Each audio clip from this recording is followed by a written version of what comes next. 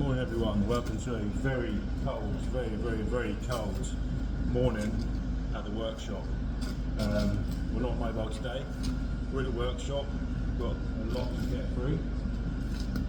This transporter failed its MOT, thought it was just going to fail on the brakes, but loads of stuff. It needs brake pipe, a wishbone, piston pads, calipers, loads of stuff.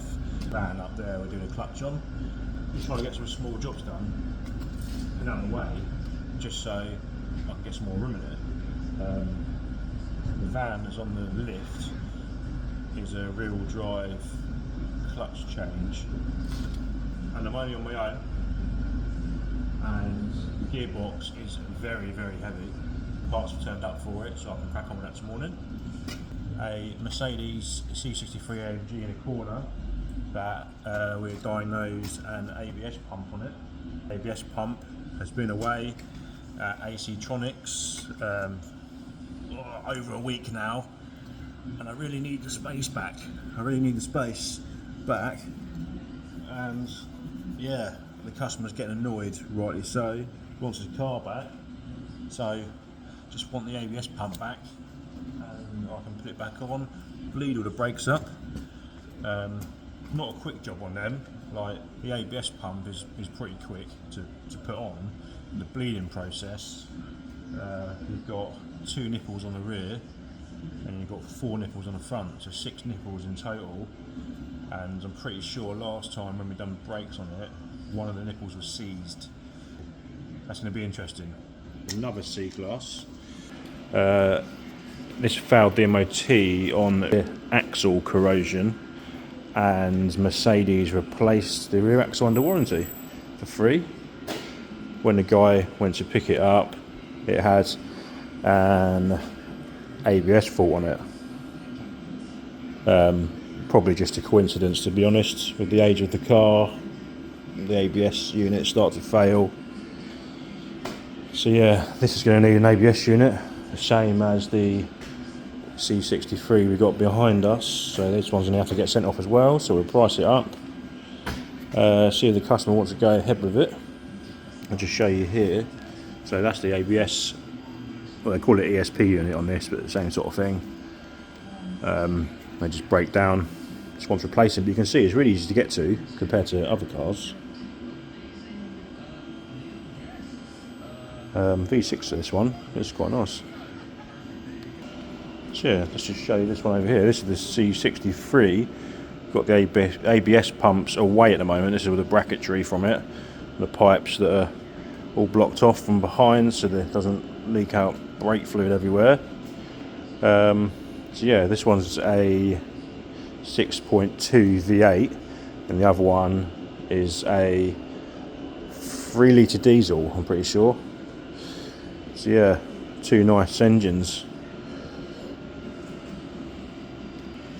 And this one here is the clutch that we took out yesterday. You can see it's pretty burnt out.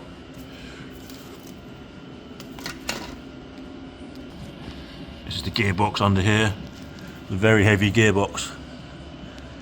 So we've got a new slave cylinder to go in, and right up in there, probably can't see, but I've got a flywheel to put in up there as well.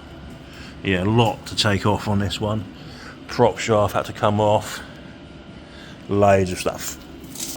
That's what we've got going on.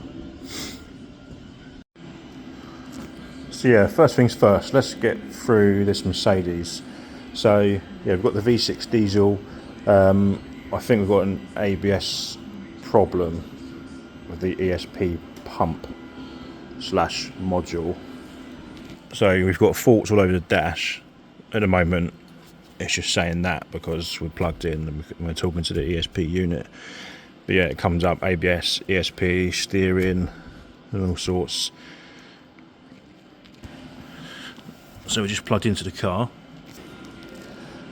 Come over to our scanner, and these are the faults we've got. So internal fault with the component N30. Internal fault component N30/4, that is the ESP control unit. And we've got a stored fault, which is a consequential fault which I'm sure is a low voltage fault, because we've got low voltage. And then if we come over to AC-tronics, this is the company we use to get these rebuilt. Common faults on here is 5001, control unit internal fault. And we've got that. And the other two faults, 5944, yeah. So yeah, we're going to price this one up to get the ABS/ESP unit rebuilt, and hopefully they'll go ahead. And that will be another car to sit in the corner while the ABS pump gets rebuilt. But yeah, that's one ticked off the list. So just fitting a new flywheel to this. On the instructions it says the flywheel only goes one way around. I couldn't find any dowels anywhere, and there's no crankshaft sensor on this side, so I couldn't really work it out. But looking at the bolt holes, you probably can't see, I feel like I'm in a cave at the moment, sitting up inside this.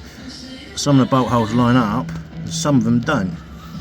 So yeah, that's what they mean by the flow only goes one way. You've got to match it up so the bolt holes will match up. See, that one there is off centre.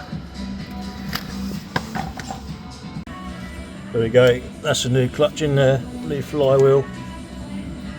Ready to put the gearbox back in. I'm not looking forward to. So the gearbox is back up in there. I got the gearbox mount back on, gear cables back on, all the wiring loom back on, all the bolts all done up. And now up here, I'll try and zoom in, we're bleeding the new slave cylinder out. We're going to replace the fluid.